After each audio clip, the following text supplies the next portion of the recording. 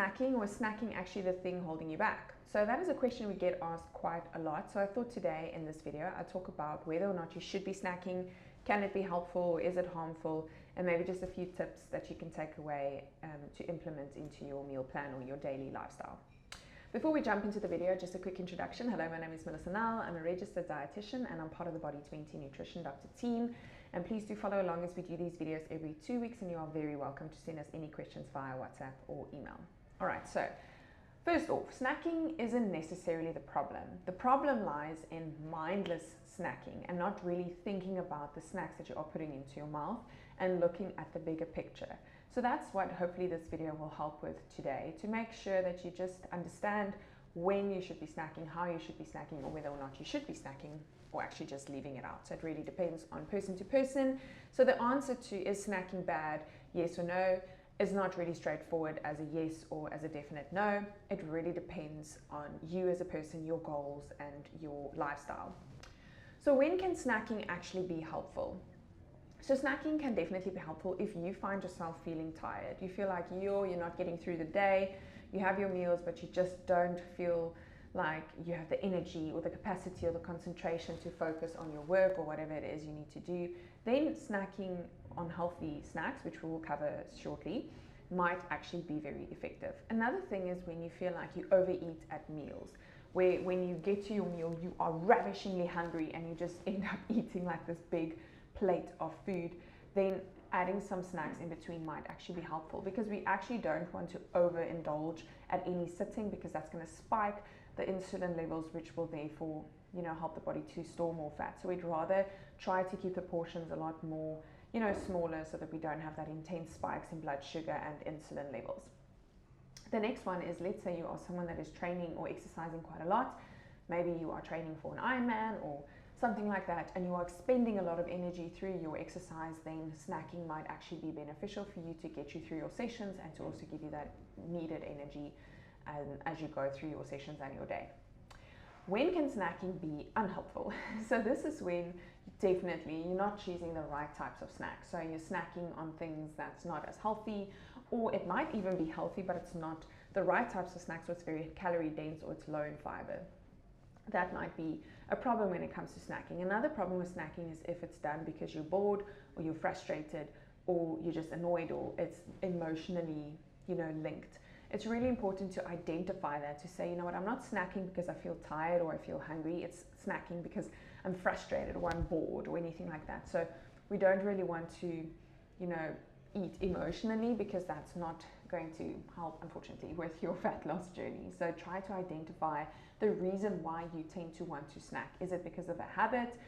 Late night snacking, maybe you tend to watch TV and then you feel like you want to eat something. Try to identify where you are snacking and why are you snacking. Is it because of habit? Is it because of boredom? Is it because of frustration? Is it because you feel hungry? What might it be?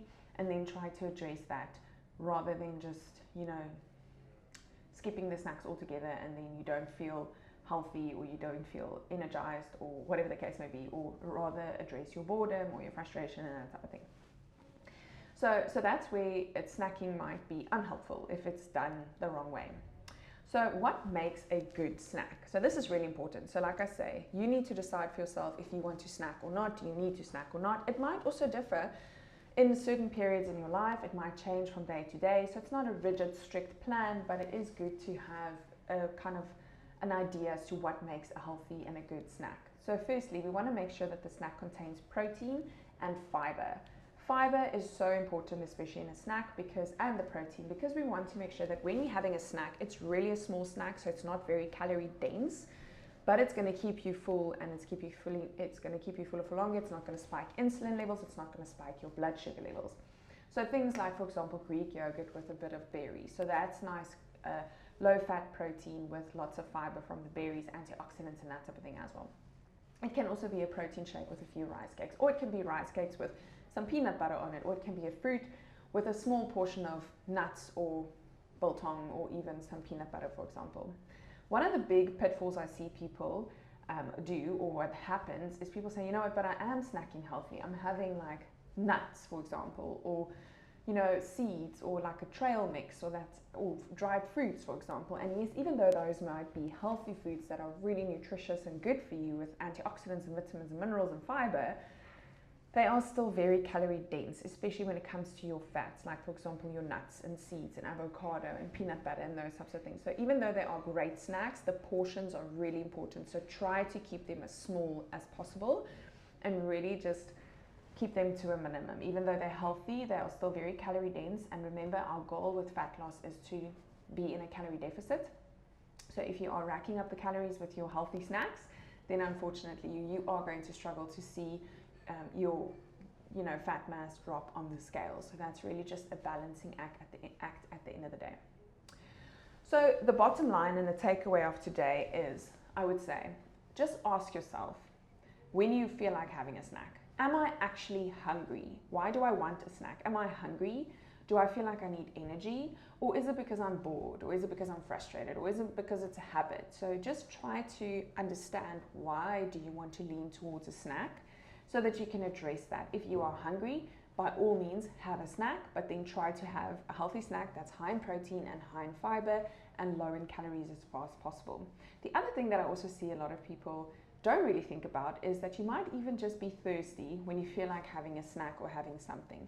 So make sure before you have something to drink a glass of water, or to have a cup of tea, or even a cup of coffee if you want. So that also might even just satisfy that little hole that you have in your stomach, and then it won't rack up the calories, which is going to make it harder for you to lose fat if that is your goal.